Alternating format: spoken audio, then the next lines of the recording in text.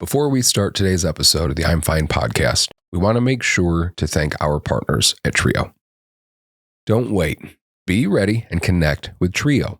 FAFSA applications are now open, and the sooner you apply, the higher the chances you have of receiving the full grant.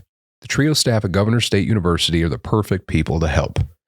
Trio can help with the financial aid process and scholarship searches.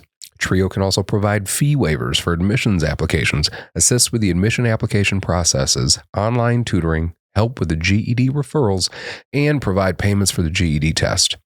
Trio provides various avenues for career explorations, as well as resume and interview preparation.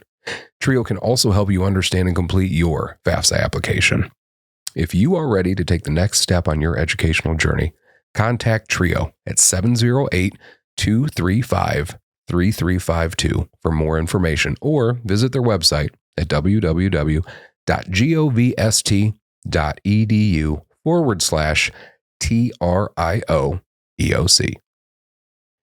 Welcome to another episode of the I'm F.I.N.E podcast, where a couple of knuckle-dragging veterans unpack the world of mental health as unprofessionally and informally as possible. I am Eric Peterson. And I'm Brad Stozick. And we are your medium speed with some drag veterans who hope to take you from being freaked out, insecure, neurotic, and emotional to hopefully, truly being fine. Thank you for tuning in. And on today's episode, we are going to talk about being alone. We're going to discuss the positives and negatives with its impact on mental health, share our personal experiences, and some tips on what you can do to be truly fine with being alone. Welcome to the I'm F.I.N.E podcast with your freaked out, insecure, neurotic, and emotional hosts, Eric Peterson and Brad Stozick.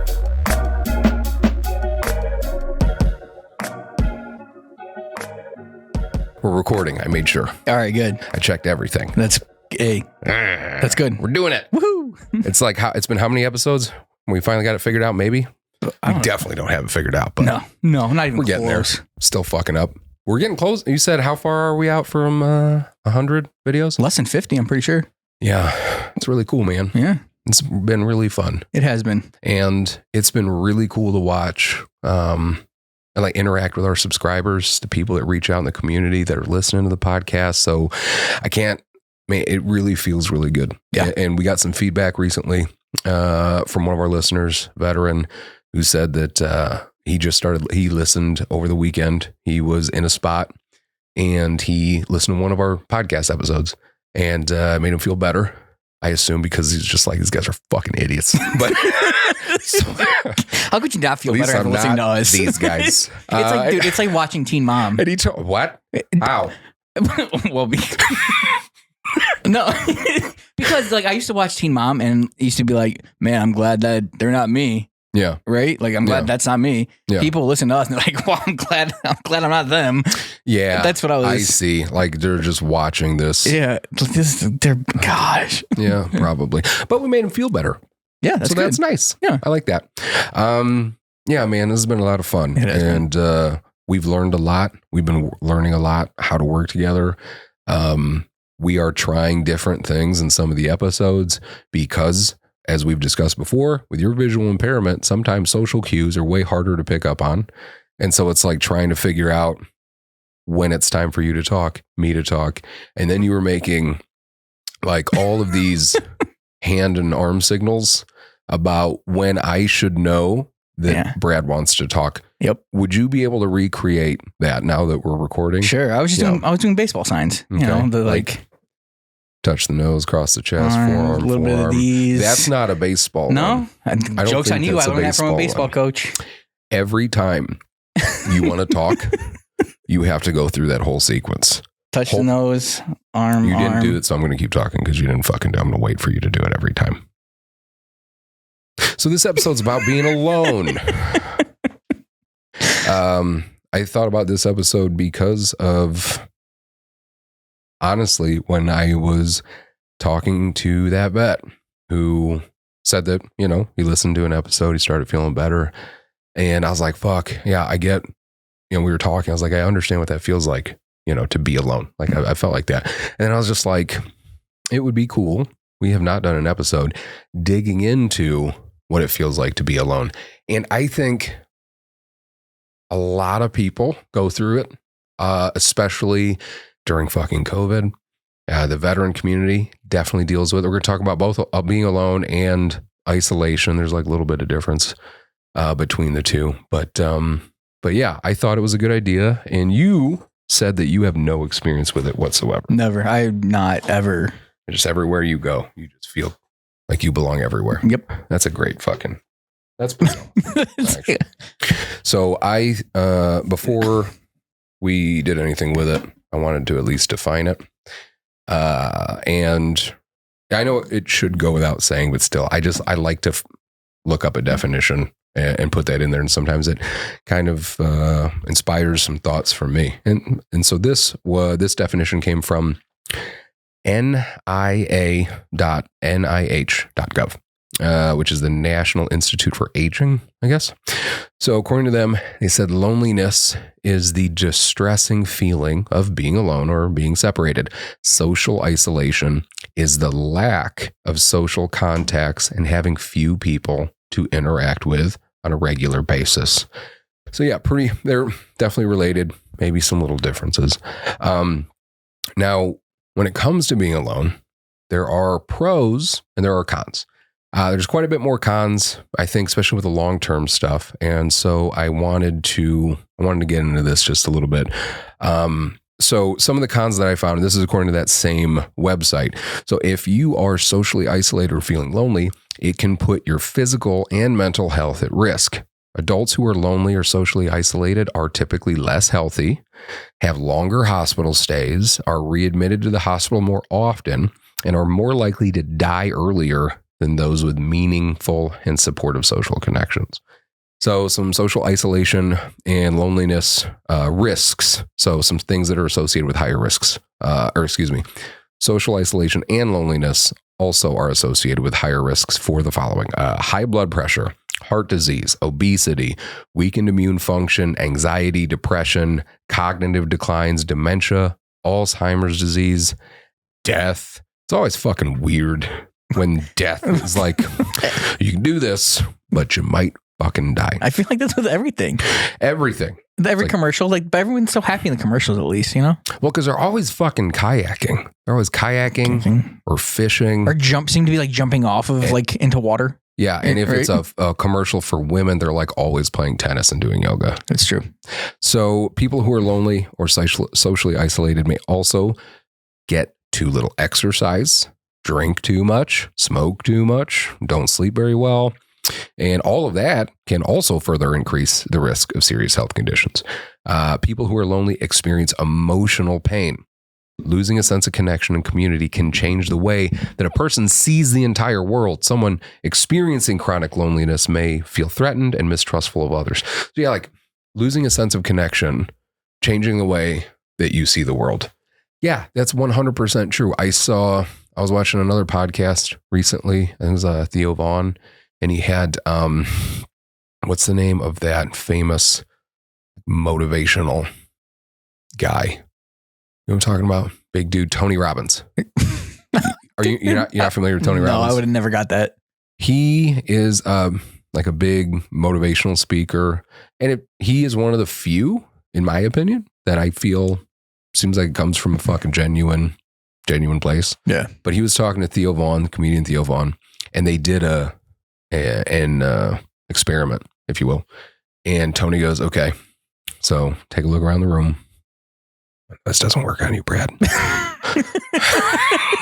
he goes, you wouldn't have been able to do this to you. He said, take a look around the room and I want you to think about all the things that are blue. And so Theo Vaughn's like looking around the room and he's like, okay. And then Tony's like, all right, you good? He's like, yep. And then Tony goes, okay, how many things were brown? And Theo goes, I don't know. And he goes, yeah, you weren't paying attention to what was brown. If you are looking for the things that are blue, then that's all that you're paying attention to. You know what I mean? Like you see what you want to see. And if you hyper focus on those things, you won't see anything else. So like, I like that. I was like, that's cool because yeah, you change your perspective of the world. And when you don't feel alone, it feels like everything that's being done is just being done like to spite you.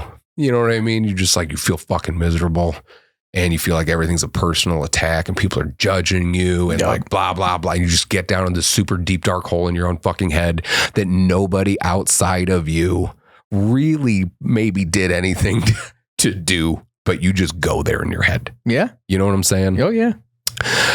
So I definitely agree with that. Emotional pain can also activate the same stress responses in the body as physical pain. When this goes on for a long time, it can lead to chronic inflammation, reduced immunity, and that raises your risk of chronic diseases and stuff. So it's like, okay, the fact that emotional pain has the same response in your body as physical pain pretty much means that like that whole suck it the fuck up thing, like, is bullshit. You know what I mean? It's bullshit. Yeah. Because it's like, no, if you are in emotional pain, it hits your body the same fucking way. Yeah. It hits your body the same way that physical pain does. And you'll die. And you could maybe die. And that's usually not a super good side effect. Nope. So if you just bury that shit and you just like don't acknowledge it, you know what I mean? Like, it's understandable how that is destructive to your health, but it's so crazy to me how much of an effect it really has on your physical health. You know what I mean? Yeah. Yeah. So I also wanted to look up why we feel loneliness. And I thought this was pretty cool. So this is according to discoverymagazine.com. The article said that we evolved to feel loneliness because it was more important to work with one another, to accomplish tasks and protect everyone. Loneliness triggers what? Your body's fight or flight response, which when we're by ourselves in self-preservation mode, it causes us to be like anxious and scared and hypervigilant. So you think about caveman Brad. Okay. That's what I picture what he looks like. Just me, but like with like two rocks. No, like caveman Brad could see. Fucking yeah, probably. Yeah, that's true. Oh no, unless the caveman surgery is probably fucking terrible. Also. This is how I picture how it went. So if you think about caveman Brad and how caveman Brad went blind. Yes. Sorry. If you think about early human and you're going to hunt and gather and you're alone. Sure. When you're alone, loneliness sets in. And what does that do to you? It makes you hypervigilant, anxious, and scared, which are traits that could help you if you were getting charged at by a fucking tiger or dinosaurs or what the fuck ever. So like, it was interesting to me that understanding of where the feeling of loneliness evolved from. Like, it was something that we did use at one time possibly to protect ourselves because of what it did to our mental state. Yeah. You know what I mean? That shit's always super interesting to me. And in that same article, according to Nathan Sprang, he's the director of the Laboratory of Brain and Cognition at the Montreal Neurological Institute, said that the way that we are treated as children also obviously has a huge impact on our feeling for loneliness. He says, including obviously how much attention we were given, also plays a role in how lonely we feel as adults. Reading loneliness signals helps us stave off the long-term damage that it can do to our mental health and physical health. Sprang continued that over time, loneliness is a self-fulfilling prophecy. Said lonely people spend most of their time deep within their own imaginations. They may conceptualize social encounters so much, in fact, that this part of their brain is actually in overdrive. That means that when they're around other people, they're actually less likely to be present. People who are really lonely may be desperate to form connections, but they aren't as present when they're with people, so they might miss the social cues necessary to form deeper connections. I thought that was pretty cool. Yeah. So, as you would say, lonely people don't know people. Like how people? How people? Alone How's people the weather? know people. How's the weather, fuckface? Yeah. How people? Yeah, I agree. No. When you're truly lonely, even when you're in a group of people, you feel like you're still alone. I know that feeling. Yeah. You know what's crazy? I had this thought when you were talking about the caveman. I feel like as a society, we created loneliness in a sense. Right? How do you figure? Like with the internet and people isolating themselves on their phones and just being connected. Like, yes, you're not alone because you have your internet friends or your internet world, but like in reality, you are alone. You're not getting the social interactions that human beings need as people. You know what I'm saying? It's definitely worse now. Oh, yeah. I think because of that, because we use social media and we think that this is a substitute. And I do think it helps to a degree. I'm not saying like it's all across the board terrible, but it's not the same. It's not the same as being in front of people. Yeah. That's why people still like meeting in person. Like I like meeting people in person. Yeah. Because that allows me to pick up on social cues. That allows me to feel. Here you like go with the social cues, Eric.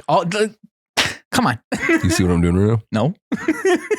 This is funny for two different reasons. I'm holding my eyes open. I know one of them. So I do think, but yeah, I definitely think that to go. What were you saying? Squirrel. Lost it. Yep, that's right. I don't remember. We were talking about how like people have created the isolation. Oh yeah. Yeah. Social media and everything. I mean, you look at the kids that went back to high school and they're like depressed. Yeah. You know what I mean? Because they didn't know how to people. They fucking did not know how to people. The anxiety and stuff was off the chain. And it's like, so when you're dealing with that, there's just no substitute. And I think the first part of COVID, to me, I look at it in a positive way. As weird as that sounds, I mean, none of the deaths, all that other shit, that was fucking terrible. Yeah. What I'm talking about being positive for me was when I was locked in, when I had to stay in my home with my family. Luckily, I'm thankful and I'm grateful to have a family. Yeah. And I got to be just with them. And I didn't have to do anything. There were no responsibilities. Like, yeah, there's still some work shit to do online, but you didn't have to go anywhere. You didn't have to really do anything. And then you just got to spend quality time with your fucking family. Yep. And like, excuse me, that part, and I know nostalgia, we've talked about, can be a scary thing. Yep. I fucking loved that part. Yep. I felt like that part of it made me understand how in hard times people become stronger. Yeah. If I wasn't in the military, just from going through that, I would get that understanding, I think, very clear.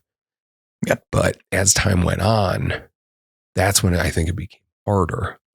You know, the more it dragged on and your attention span was just kind of getting less and less, and your ability to deal with bullshit was getting less and less. And you've seen Frozen 2 for the 112th time. Oh my God. Everybody was super deep into people that owned tigers and did meth, like the whole world. We were all about it, bro. And but yeah, so I mean, the longer loneliness goes on for, like the worse it gets. Like, we weren't meant to be lonely forever. No. You know what I mean? Like, that is not good. And it has all these physical implications on your health. But there are some pros, and I do want to talk about the pros. And I also like the website, because this is according to headspace.com. It says the benefits of solitude are often praised by spiritual leaders, philosophers, and artists.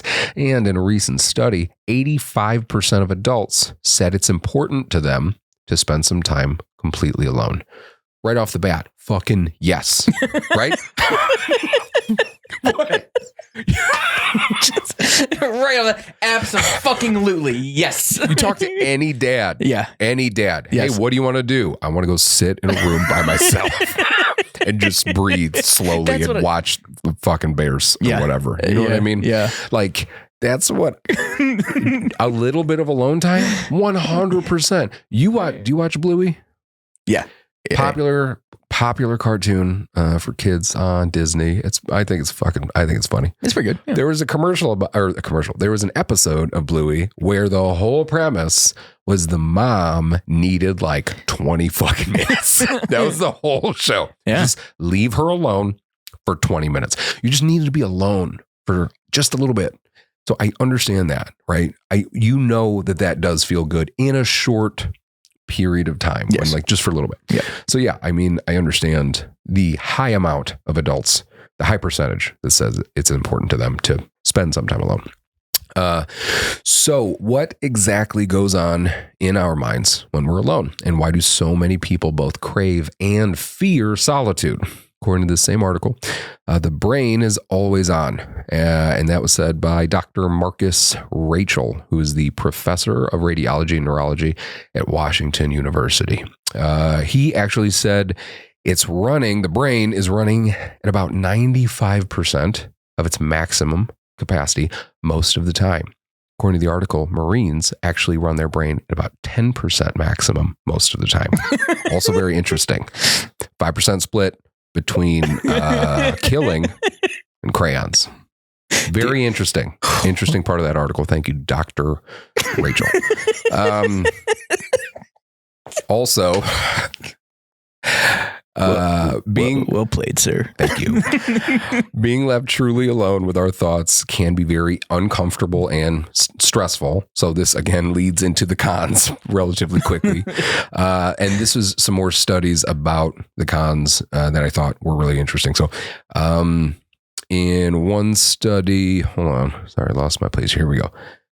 In one study, people were left alone for 6 to 15 minutes with no distractions except a device that administered electric shocks. Nothing to do, just a little thing to shock yourself. To the researchers' surprise, before I ask you, men or women, which percentage do you think was higher on who shocked themselves when they were left alone? Men. Fucking hands down, right? Bro, listen, 70% of men and 25% of women chose to shock themselves. 70% of men, 25% of women. Because, like, yeah, you know what I mean? Like, that right there just shows how fucking stupid we are. Because here's the thing, Brad. I would have been one of that 70%, and you would have been, like, if I'm sitting there and you give me this thing, they're like, hey, man, this is going to shock you. We're going to leave you alone for 15 minutes. The second they walk out, I'm going to be like, poof, like before they even hit the door. I'm like, is this really shocking? So it's more of a curiosity thing. So we're learning. We're not as dumb as we're learning. All right, let's call it that. Yeah. Yeah, Brad.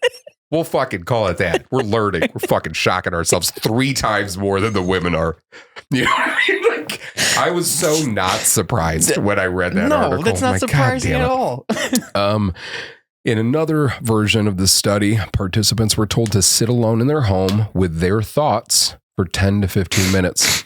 More than half confessed to cheating in this thing by getting up from the chair or distracting themselves with phones or music. Like many good things, too much solitude can be damaging. Yeah, okay. Like, yeah, if somebody told you sit there for 10 to 15 minutes alone with your thoughts, yeah. I could see how so many people would really have a hard time with that because we don't get the opportunity to do that very often. Does that mean you have something to say? It does. You told me to. You said you weren't serious. I thought you were being serious. Okay. All right. No, please keep doing that. Continue. Anyway. Continue. Yeah.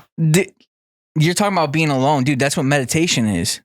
So right. You can make that pause. I can sit alone by myself for 15, 20 minutes and meditate and feel a hell of a lot better than I did before I started meditating. Yeah. Yeah. And I think if you're familiar with that, then you can go to that place. Yeah. But if you don't ever meditate or anything like that, then it could be much harder for you. There was a bit, remind me, did you ever watch Parks and Rec? No, I never.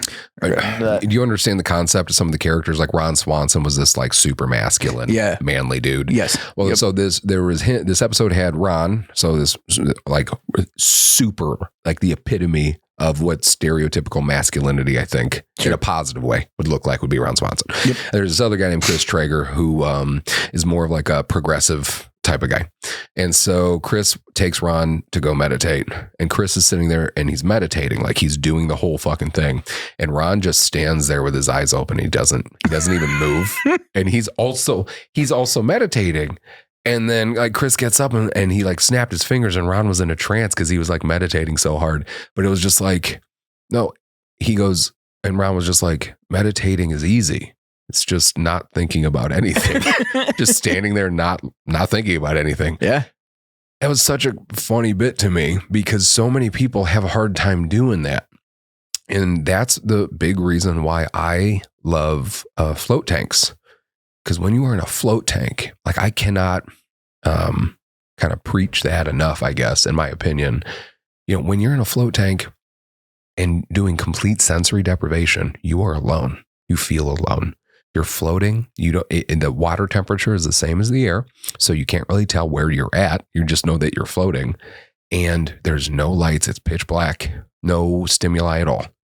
When you lay there like that, in my opinion, with your thoughts, after an hour, I feel like I got like 8 hours of sleep. I just feel good and I feel clear because there was nothing that I could focus on. There was nothing. I couldn't see anything, couldn't hear anything, nothing. Couldn't feel anything because you're floating. So all you can do is peer inside of your brain and go through whatever thoughts you have in there until you have nothing to think about anymore. And so I think that's why I felt so well rested whenever I go to a float tank. Like that's what my wife gets me for like my birthday and shit, because she knows it's a great gift and I love it. So I mean, I couldn't to support your point. Yeah, man, like meditating is being alone and it's extremely beneficial. Yeah. So it's funny to me that so many people in that study had a hard time doing that. Yeah. Another study found that older people who are socially isolated have a 26% higher mortality rate than their socially connected peers. Although the researchers attributed this more to the physical complications of isolation than the actual feelings of loneliness, extended isolation can raise those stress levels and affect the way that your mind interprets stimuli. Again, it changes your fucking perspective on things, which is also why COVID made me so pissed off when it came to, so I volunteer at our local veterans home run by the state of Illinois. The people that work at that facility are wonderful, and I'm so grateful that they're the people that do that job because I enjoy working with them, and I think they do right by the veterans there. But they have to follow the laws of Illinois. And when COVID was, and it's still an issue there sometimes, like with the precautions and stuff. But it's like, dude, you couldn't even go in there. You couldn't talk to those guys, man. Like those guys need a social connection. Yeah. You tell them they got to fucking stay in their room and watch a TV all fucking day. They don't get to talk to anybody other than their nurse, like from 6 feet away. Like they don't get any social connection.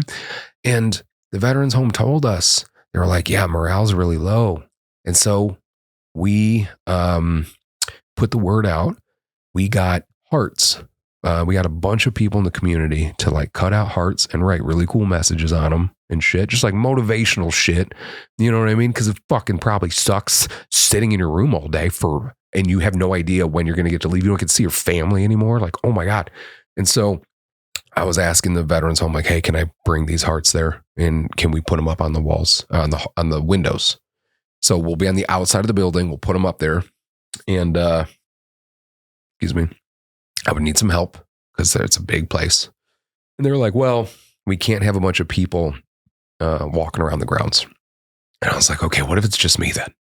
And they're like, that's fine because I'd be socially distanced. So I went there with all the hearts. Do you know how many windows are on the Illinois Veterans Home in Manteno? 206. 866 windows, bro. Wow. Wait, you for real? Yes. It took me 2 days. I started doing it and I was just like, I'll be out of here in like an hour. Like putting these hearts up on the windows and like, I'm like, yo, it's been like fucking 7 hours. Like I got to get out of here soon. And I wasn't even halfway done. Like, dude, so many windows, but we put them all up because we didn't want them to fucking feel alone, man. Yeah. You know what I'm saying? And if that's what it takes to make you not feel alone, I'll fucking do that. Yeah, for sure. You know what I mean? So it's just, it's sad how much extended isolation can truly affect the mind. Now, when it comes to the veteran population, what do you think, Bradley? Yes. Brad ass. Oh, nice. That's a Brad ass. What are some factors that contribute to the veteran population isolating themselves? Like, why do veterans isolate? What do you think? There's the lack of the brotherhood that we had. That's just gone. Gone. Yeah, because you were on a team. Yeah. And then all of a sudden your team was gone. Yeah. So that in and of itself is fucking isolating. You know what I mean? Like when you were in high school and you're on a football team, after the season, you still see the kid at school. Like, it's like if you were on a football team, but that football team was in Iraq for 9 fucking months and then you didn't see them ever again, you're going to feel fucking alone. Yeah. And it's really hard to make friends in like your late 20s, 30s when you think being in the military is like that's normal and it's not. Yeah. So you can't really make friends very easily. So yeah, you're just walking around chopped out, quoting Step Brothers and stuff, and people are just like, you're fucking weird. Yeah. The younger generation, we're now at a point where they don't even know what Step Brothers is. No. Yeah. Yes, dude. Let me tell you. And that definitely. Yeah. Sorry. No, it's okay. I was in class one time and I said something that was said. I don't remember what it was. That was said in Step Brothers. Not even a chuckle. Really? Nothing. And I was like, guys, Step Brothers, like the greatest movie came out in like 2010. She's like, yeah, I was like 3. Oh, I was like, oh ouch. God, dude. I feel like you just punched me in the spirit. Yeah. Fuck. Yeah. So then they definitely haven't seen Dumb and Dumber. No. Oh, man. They're like, what is that? Like a comedy sketch? Oh, Dumb and Dumber. I had to explain the plot of Billy Madison in like my first. Like I was explaining to this kid and my professor comes up and he goes, are you explaining Billy Madison to him? I'm like, yeah. Yeah, I am. But because the thought of explaining that to anybody, especially because the younger generations now, in my opinion, are smarter. They're fucking smarter because of technology and shit. So you're trying to tell them this. They're like, what the fuck are you talking? This is a movie? And you're like, yeah. You know what I mean? It's like when you ask like your 80-year-old grandparents about their favorite TV shows and then they start telling you about it and you're like, what the fuck? Like, are we there already? Yes. Oh, shit. Yes. We're absolutely there. Oh, we're no. definitely fucking there. And that's fine. I'm fine with that. Yeah. Because we're not alone. No, we're not. Because we both feel that way. Yes, we do. Yeah. So I think when veterans get out, obviously you live very... Isolation's weird because... You start at home, right? Yep. Before you join. And then you leave your home. So that's kind of isolating. You're alone now. You're on this journey by your fucking self. Yep. Then you get to boot camp and you're like, oh, hey, cool. I'm with these people now. And now I don't feel as alone. I still miss my fucking family, but I don't feel so alone. And then you get out of boot camp and usually you fucking don't see most of those guys anymore. And then you go to your unit and you're like, okay, I'm at this unit now. Great. I get to know these guys and these are going to be my fucking people. And then you find out you're going to deploy. You're like, fuck, now I got to leave my family behind again. That's isolating, but I have these people with me. That's cool. We've been through stuff. Okay. And then you're overseas and you're overseas, whether it's a MEU, wherever the fuck you're at. And you're like, okay, I'm with people, but I'm still kind of alone because I'm not with my family anymore. And I still miss my fucking family. But I'm with my brothers and my sisters. I'm okay. And then you fucking come home and then your brothers and sisters are gone. And then you miss them and you don't know how to deal with it. Who do you take it out on? Your fucking family. Yep. And then your family leaves because they can only deal with it for so much. They just put up with you being deployed X amount of times for however long it was. And so they can't tolerate it either. And now you're alone. The past few years, you either had your family or you had these brothers and sisters who are also your family. And now you don't have either. Like that is a different type of alone that you did not feel. You know what I mean? And that is what I think some vets go through. Even, dude, I had those problems when I first got home. I missed the brotherhood so much that I was leaving my wife at home so I could go to the bar and just be with these guys that were my friends. Now, that my friends didn't do anything wrong. I love my friends. They're still good people. They were always good people. They didn't do anything. Like, I'm not trying to paint them in a negative light. This was my fault. I was making the choice to do that because I wanted to feel that brotherhood again. Like, I missed that brotherhood and I didn't feel like I had it. And so then obviously that causes issues between my wife and I, because my wife is like, I've been fucking waiting for you this entire time. You're finally home and you don't even want to spend time with me. And then you're like, fuck, that's not what I'm trying to explain. But now I'm getting angry because I don't know how to explain what the fuck I'm dealing with. And so I'm taking it out on you and then you're going to fucking leave. And now I'm alone. You know what I mean? Yes.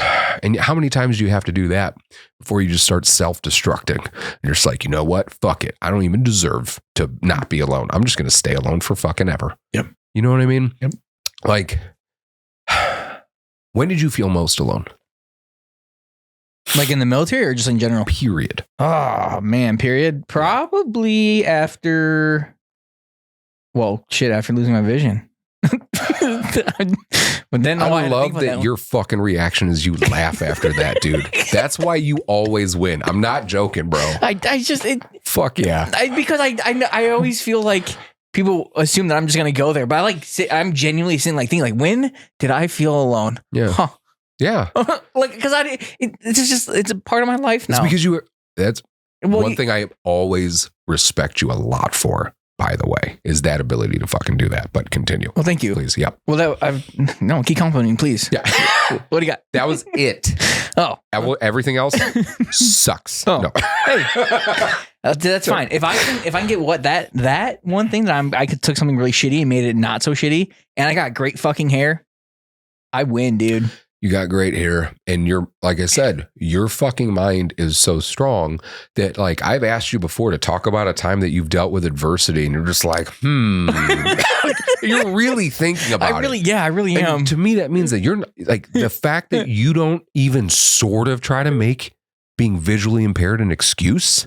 Yeah, is what I respect so much. I'm like, fucking yeah, dude. That's why people appreciate. What's one thing people appreciate you? Well, thank you. Yeah, thank you. So when you first were blind, you felt alone because why? Because I didn't know anybody else who was blind. My cousin who lived in Georgia, I think she still lives in Georgia or Florida. What do you do? Just call them hey, what? How do you? Yeah, I mean, how's this work? So I knew one person who he was in an accident when he was a kid. Yeah. But he went through these surgeries where he could see for a period of time, couldn't see for a period of time, could see for a period. And when I met him, he was driving. And then 2 weeks later, he wasn't driving anymore. Yeah. And now he's doing really well. He found something that works for him and he's doing really well. Nice. But I had him and that was it. And he's older. So I think I couldn't just be like, hey bro, you want to hang out? And cause there's 20 years between us or something like that. Yeah. But other than that, man, I turned to Facebook and looked for groups which, I mean, it helped. I found some people, but you find out the community that you're looking for is a lot smaller than so for example, I was looking for somebody who wasn't born blind and who had an accident, right? Very small community. Right. A lot of the people in those groups born blind, other issues and stuff. They have other things. And it's just, is there shit talking between the people that were born blind and then the people that became blind later in life? I mean, I haven't experienced it yet, but I can totally see it. They call you a fucking half breed or something. Right? You're not really. You're blind. A muggle. A muggle. Yeah, that was Harry Potter. It's shit. So, when we talked, when you and I first got together, you know what I'm saying? Started hanging out, talking and shit. You were dealing with a little bit of the loneliness. I think, right? Yeah. Fair to say. Yeah.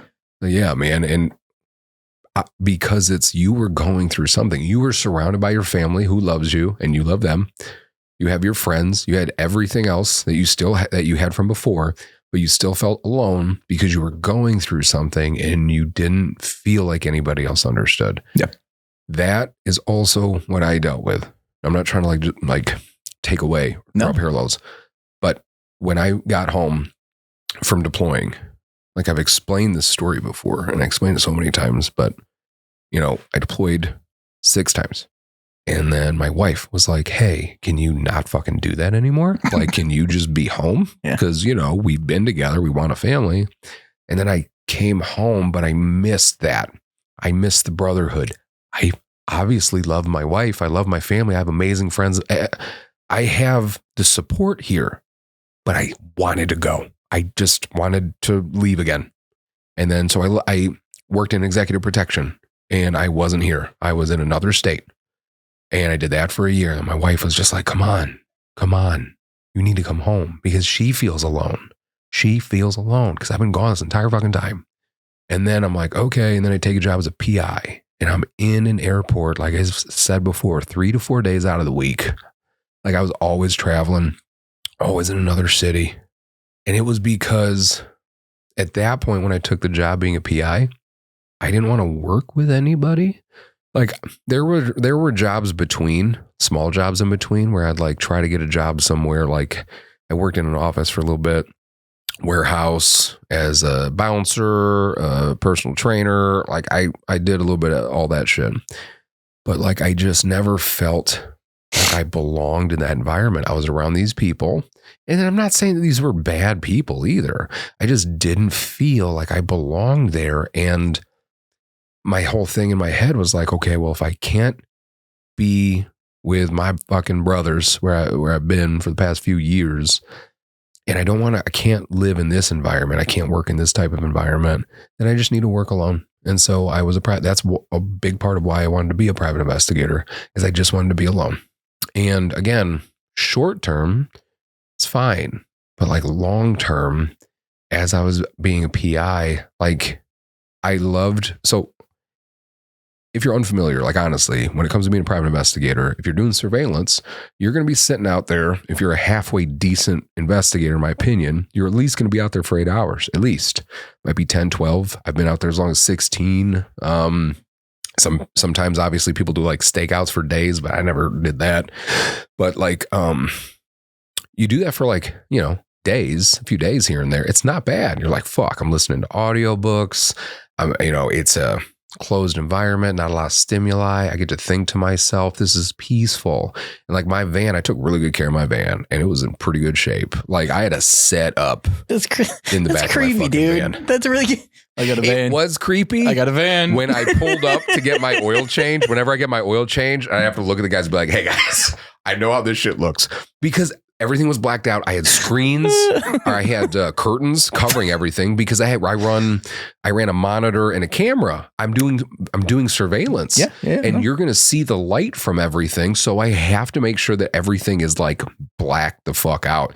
And then because I have to sit there for 16 hours a day, it was super comfortable. Like everything was set up in a really nice way. I had a silent AC system, a silent inverter, so I could plug my laptop monitor in.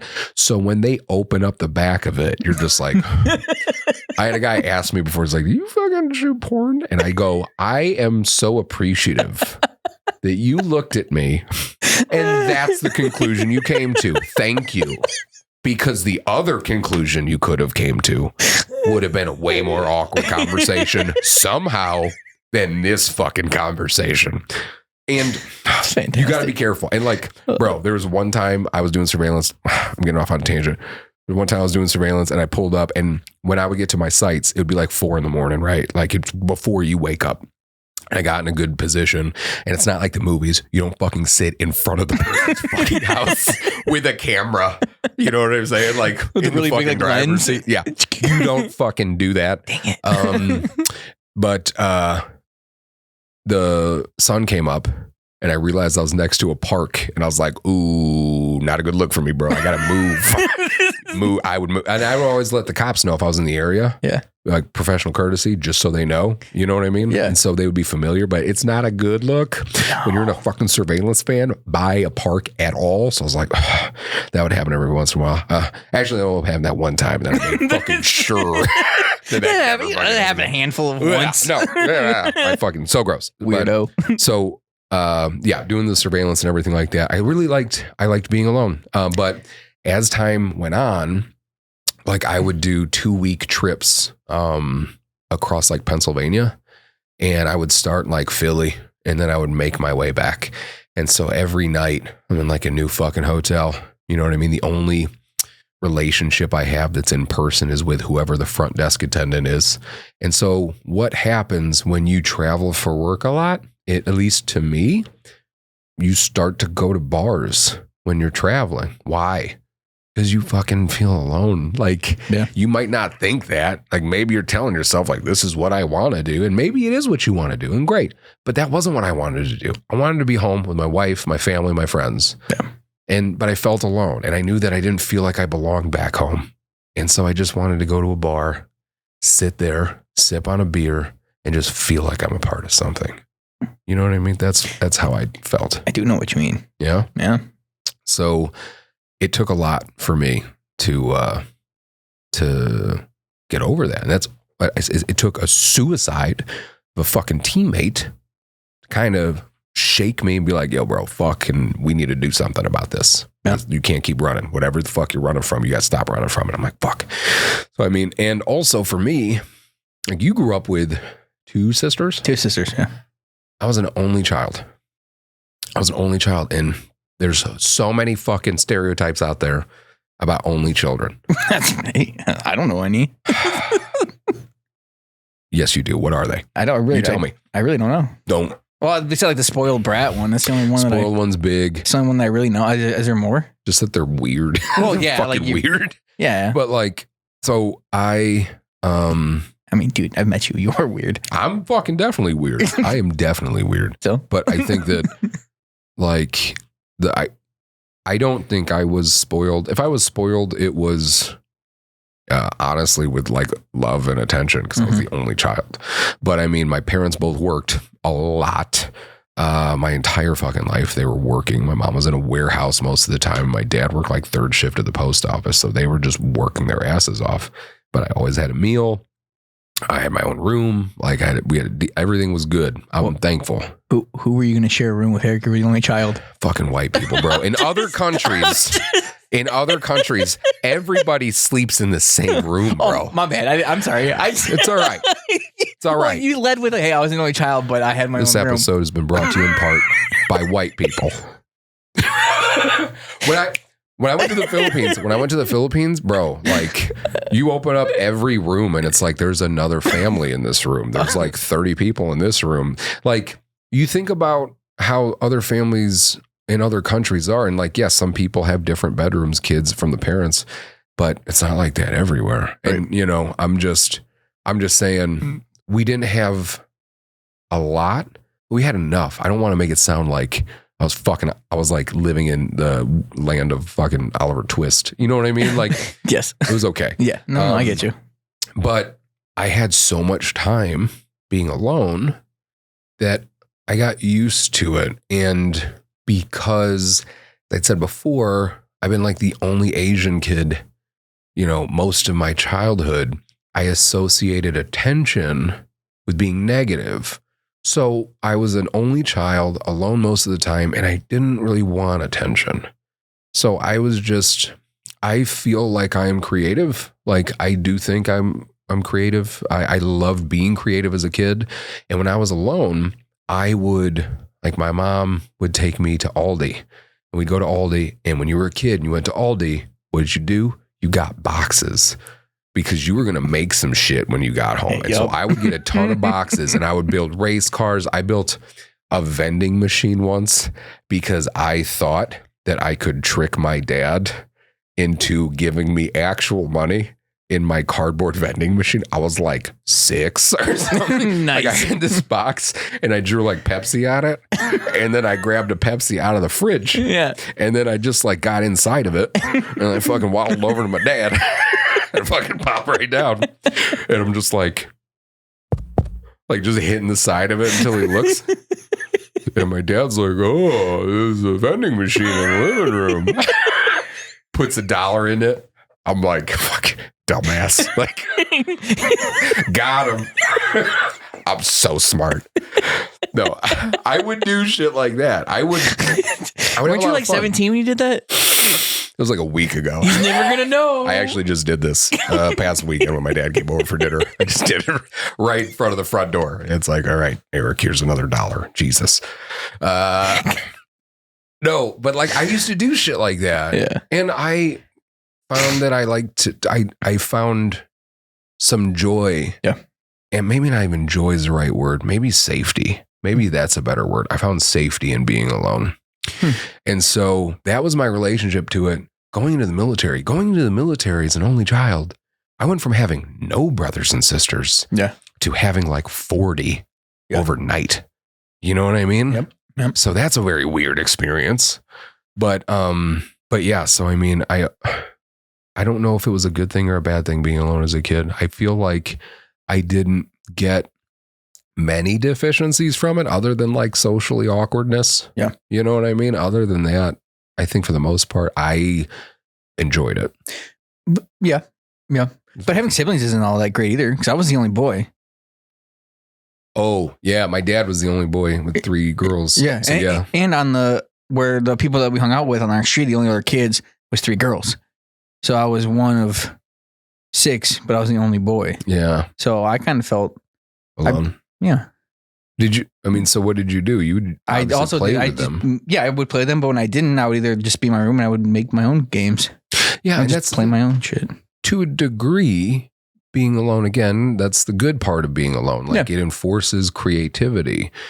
And I think that's another kind of drawback with social media. When all of our time alone is spent on social media, there are still creativity, like creative outlets that on social media, I suppose. Mm-hmm. But for the most part, for most people, I think we're just killing time, procrastinating. People really aren't ever really alone anymore then. Like, are you really ever alone? No, I mean, I'm pretty sure the fucking FBI's tapped most of my shit. Yeah. So like every once in a while, I'm just like, good night, FBI agent. Like as he's sitting in front of your house with the camera and the big lens. Every once in a while at the peer support group, a guy says something and I'm just like, I look down at my phone. I'm like, that's just a joke. Just joshing you. We're not going to do that. That's illegal. That's funny.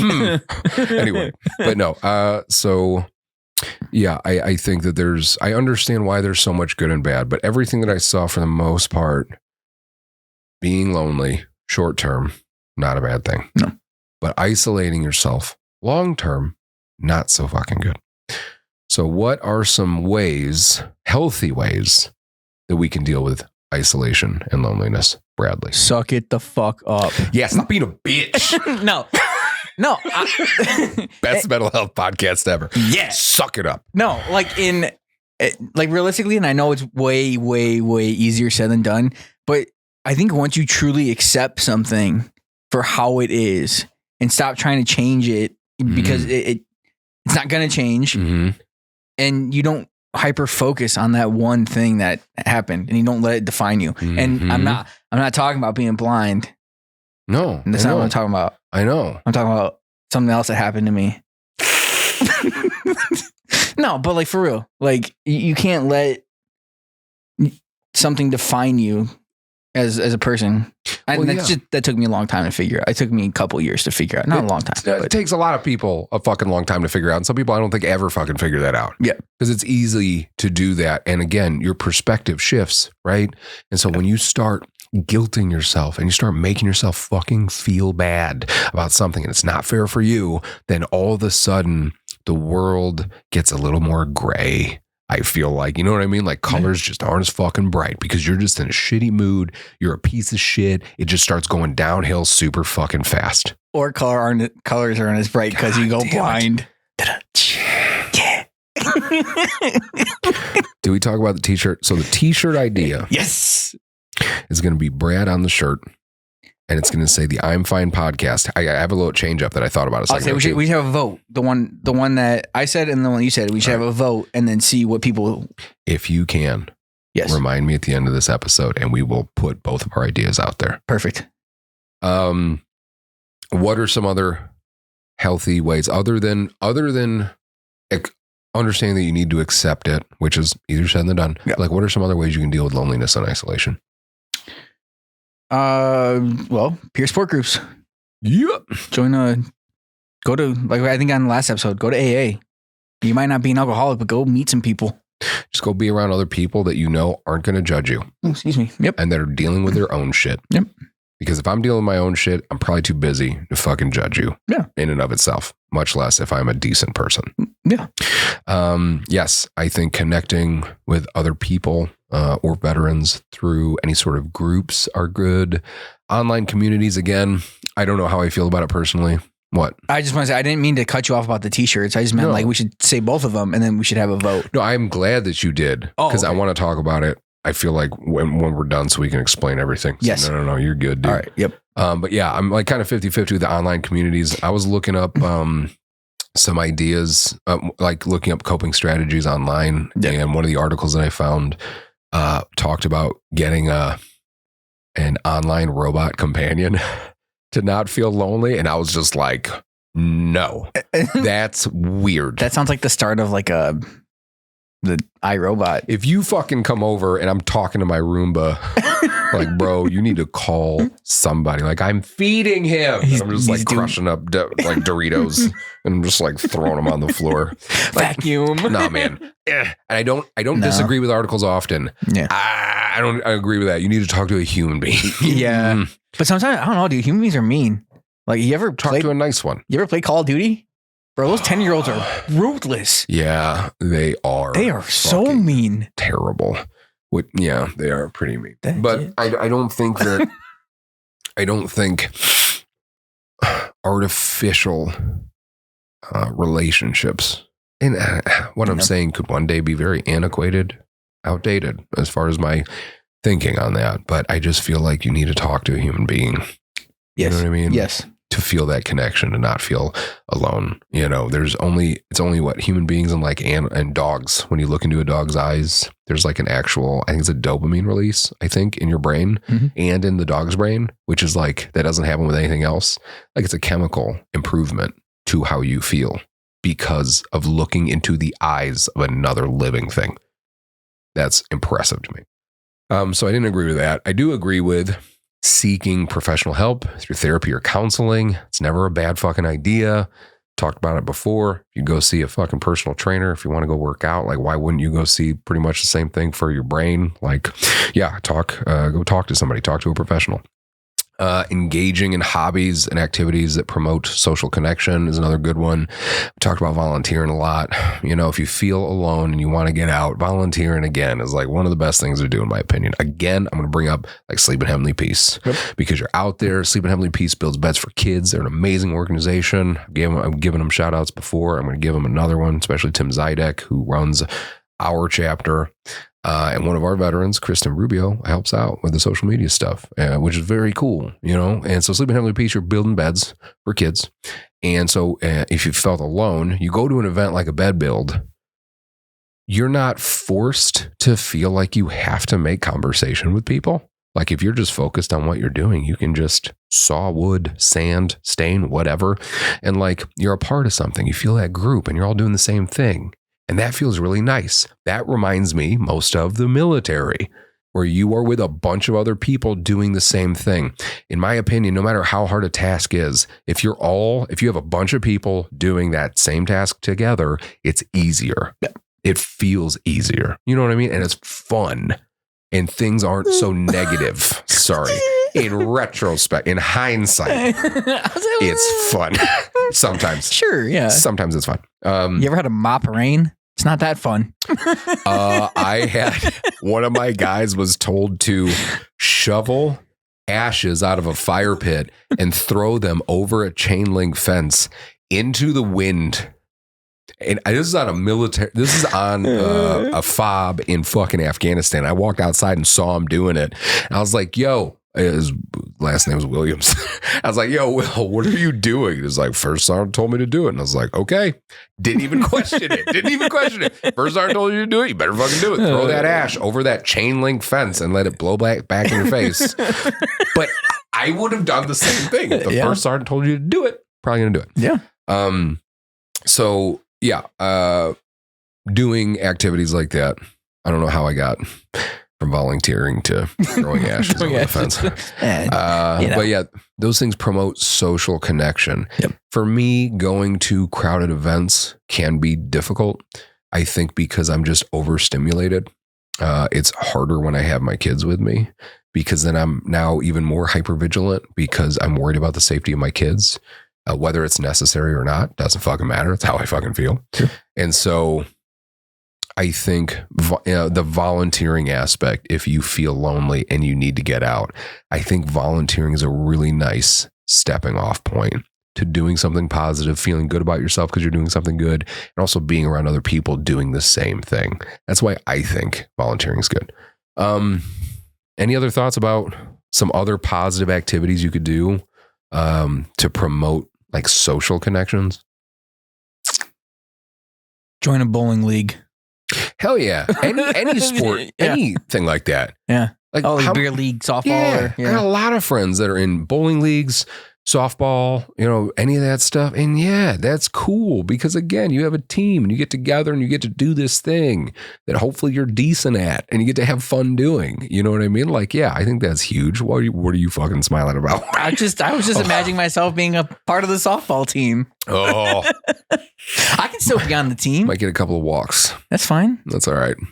They'd probably walk you because they'd be like, can't fucking pitch to him. Right? No, I would tell him to pitch to me. And just let him walk you. It's our fucking ace in the hole. Well, yeah, but then I would need someone to run for me. So I'm not running bases. Are you kidding me?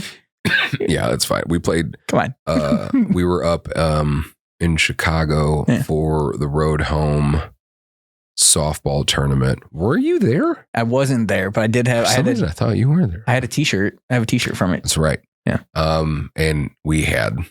Again, it was a bunch of us, the Fat Fam, vets, civilians, our friends. You know what I mean? We were just up there having a good time playing a softball tournament for the day. You know what I mean? Against a bunch of other veteran organizations, some of which took it super, super serious. And we did not. Next one, I need to go. I don't know if we probably will do it again. We're not allowed back. So busy. They're like, listen, we got third place out of, I think it was like 12 teams or something like that. And we were just fucking off and having a great time. I have to. You know how great that'd be if I show up, like walk out of the van? Mm-hmm. Let's do this, fellas. With some smoke, some like fog coming out, and you pick up a fucking bat and you hit somebody on accident. You're like, let's go. Oh, fuck. Yeah. We would probably do that again. So, but yeah, it's social connection. You're having fun. For me, there is anxiety there because I'm not a super athletic person. Like I like lifting. I'm good in the lifting world, but when it comes to the coordination aspect of a lot of those sports like basketball, baseball, any of this, I don't feel like I'm very good. Like I was good in football because it's just fucking hitting people. You know what I mean? But like me strong. but I don't. So I do get. From a social connection perspective, I do get some anxiety because I'm like, I know I'm going to make myself look like an idiot. Yep. Because I'm fucking going to mess something up, hurt myself, whatever.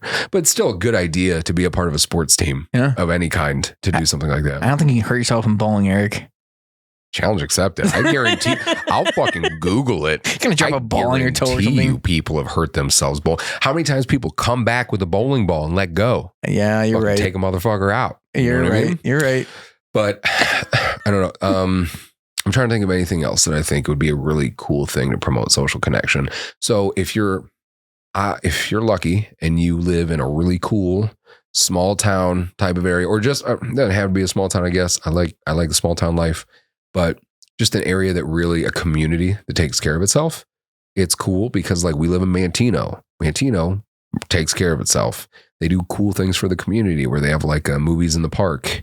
That's like free. Yep. They do like Rockin' on the Square where they have bands come out and it's free and you just bring pop-up chairs and just hang out. Those things are cool because that obviously promotes social connection. It's a lot of people, but as long as you're okay with that, communities are always trying to do things together as a community. So you could look into your community and see what else they have going on, and that might be a good idea too. There are plenty of resources out there, especially to veterans that are struggling with loneliness and isolation. VA mental health services are huge. If you don't live close to a VA, there is community care where you could potentially see private treatment providers if they are certified as a community care provider through the VA. So you can still get those resources that you need. There are plenty of nonprofit organizations focused on veteran support in our area. Obviously, you got us, Project Headspace and Timing. You got Buddy Check 22 that has an amazing Well in Mind program with Riverside Hospital where you can get free therapy if you are a veteran or a family member of a veteran. That's it. If you check out Well in Mind, check out Buddy Check 22, look up Well in Mind on their website. And that's a really cool thing for veterans and their families. We just started a veteran spouse peer support group. Not we, but the organization Project Headspace and Timing did. Yeah, buddy. Our wives are on and some other amazing spouses. Yep. Got it started, which is super cool. Love it. Love to see that. They're motivated because they know that they're going to get a benefit from it because we get benefit from it. And so it should only be fair for them to get the same thing. So that's cool too. Other nonprofits in our area, Adopt a Soldier. They're up north. Operation Charlie Bravo or in Indiana. Merging vets with players. They're another really cool one. Yep. They get veterans together, I think like every Wednesday in Chicago to do some type of workout. They do a lot more than that, but that's one thing that they do consistently. The Operation Warrior Wishes.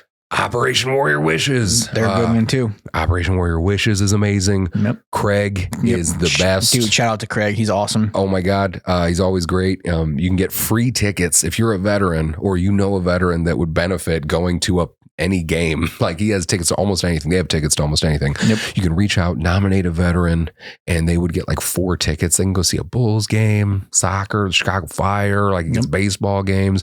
We got 40 of the Fat Fam together, 40 people, and like went to was it Joliet Slammers game? Yeah. It was super cool. Yeah. Yep. Operation Warrior Wishes, huge.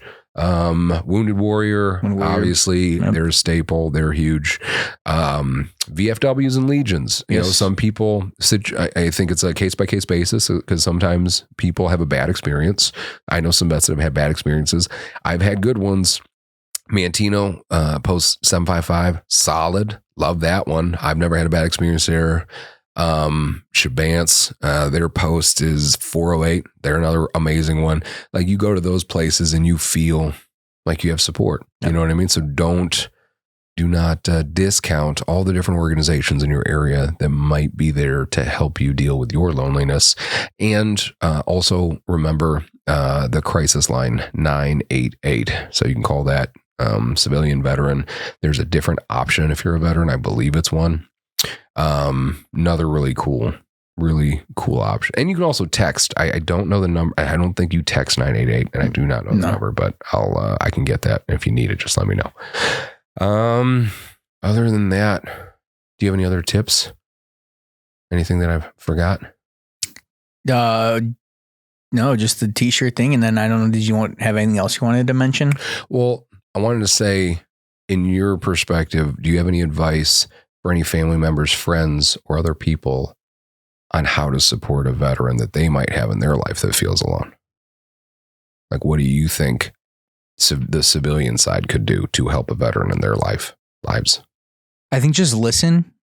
Yeah. And I think let them know that they're not alone as long as they feel. Just do your best to just let them know that you're in their corner and that you're there for them, I think. I really agree. I like that a lot because if I'm struggling, me personally, I don't expect you to understand what I'm dealing with. Mm-hmm. But if you can just be human enough to tell me, I get it. Not to say I get it, but like that sucks. Yeah. I sort of understand. I've been through I've been through some things too. I might not know exactly what you're going through, but I'm fucking here for you. Yeah. I'll listen, whatever you need. I agree with that so much. Yeah. And then accepting the quirks. If you got a veteran in your life or anybody in their life for that matter, and if they, can't be out in a group setting for so long, then they got to dip out or they act a little socially awkward or something. They don't get out much. If they're trying, encourage them, celebrate those fucking wins. Like I'll tell anybody, like I've said before, we've had vets that'll come out to an event and like I've had a vet who showed up and immediately just said, I can't do this. And the best thing that I could think of to do is be like, hey, dude, it's okay. Don't worry about it. It's totally fine. Nobody's going to think anything about it. You do whatever you got to do. We're here for you. And I love you, bro. What else? You know what I'm saying? Yeah. Because I don't want you to feel bad about it. It's totally fine. By doing that, you're going to help them not feel alone. You don't have to share their burden. You don't have to understand it. You just have to be open enough to accept them for however they're being. And that should be the case for anybody. Yep. Who fucking feels alone. And I have one thing not to do. I always thought of that when you were talking. What do you not do? Don't compare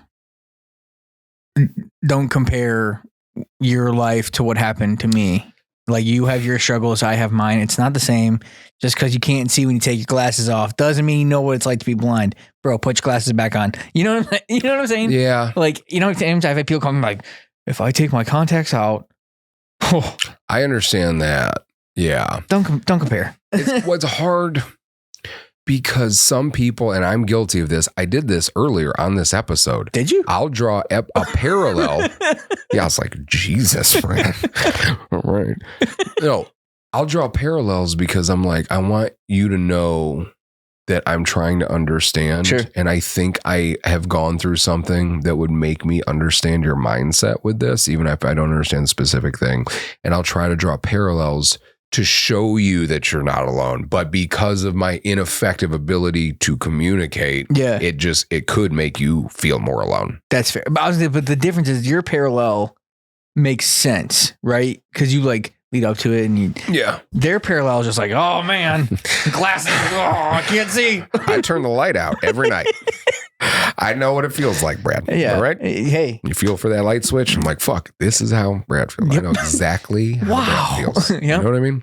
Yeah, no. I definitely I would never say it in that type of way. You know what I mean? You should. It's fun. Try I know exactly what you are doing. No. Yeah.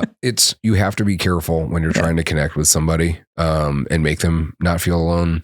And that is a trigger for some veterans when somebody tries to act like they understand. And the vet's like, you have no idea because they went through something insane. But the reality of the situation is plenty of people in the civilian world can go through the same shit. Like, it's not in a war zone, but I know I met a guy.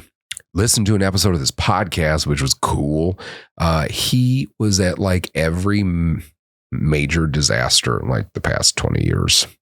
He was at like every fucking one. And he talked to me about it, to include 9/11. Jesus. So 4 years or whatever. Like, not a veteran.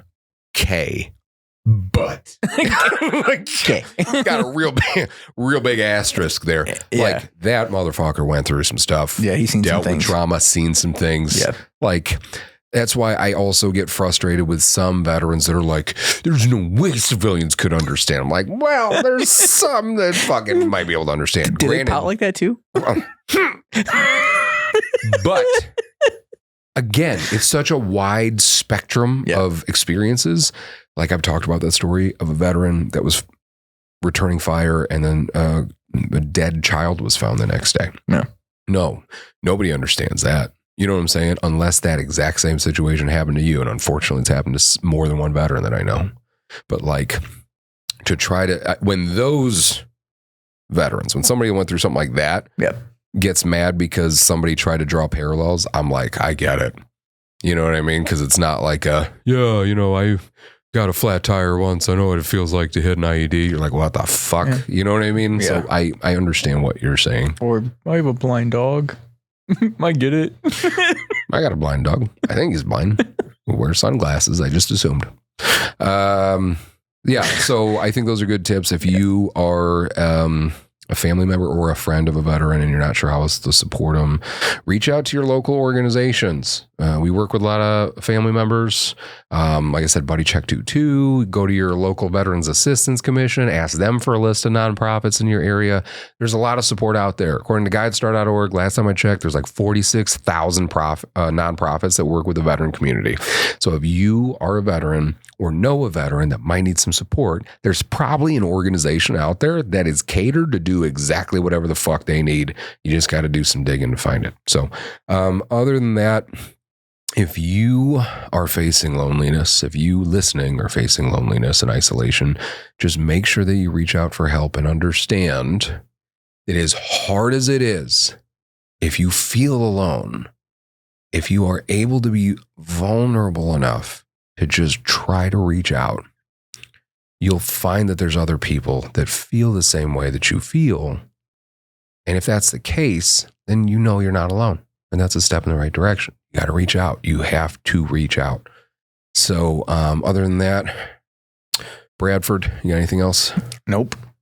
Well, we'll just hang out. We didn't. So the shirts. Yeah. The shirts. Okay. So we at the podcast, the I'm F.I.N.E podcast, we want to do a shirt. We want to start some merch here. Got some ideas. Will you please share your idea? I will share my idea. Yep. And we will let people tell us what they think the shirt should be. So my idea, I'll shout out to Gabby too. This was the help of Gabby. Pretty sure she helped us with both of us, but yeah. But this is mostly my idea. Yeah. But whatever. Never mind, Gabby. I take it back. Anyway, so the shirt is going to be like a picture of me.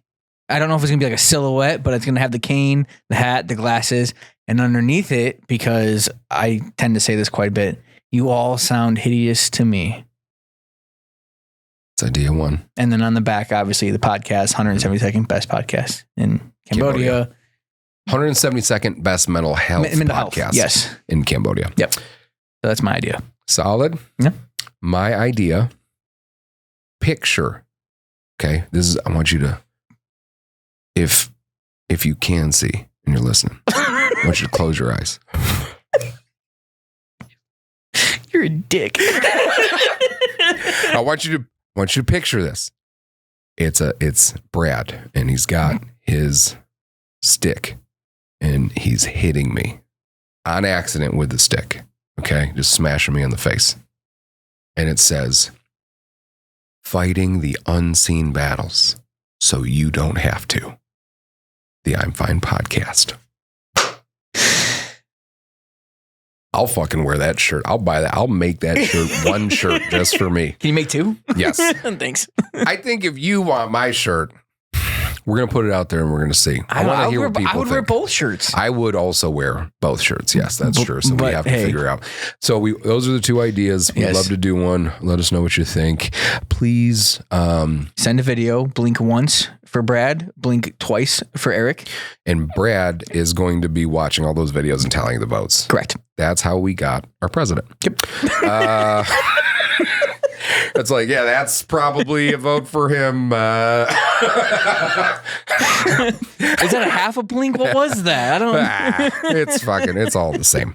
So thank you so much for listening. Thank you. Please remember to subscribe. Feel free to rate, review the podcast, share, keep doing what you're doing. We really appreciate it and can't thank you enough for liking and commenting and just all the support. It's been a very beautiful thing. So thank you very much for that. And if you have any questions, feedback, any suggestions for upcoming episodes, reach out to us at our Facebook page, the I'm F.I.N.E podcast, our website at projectheadspaceandtiming.org, or feel free to send me an email at Eric, ERICP as in Paul, at projectheadspaceandtiming.org.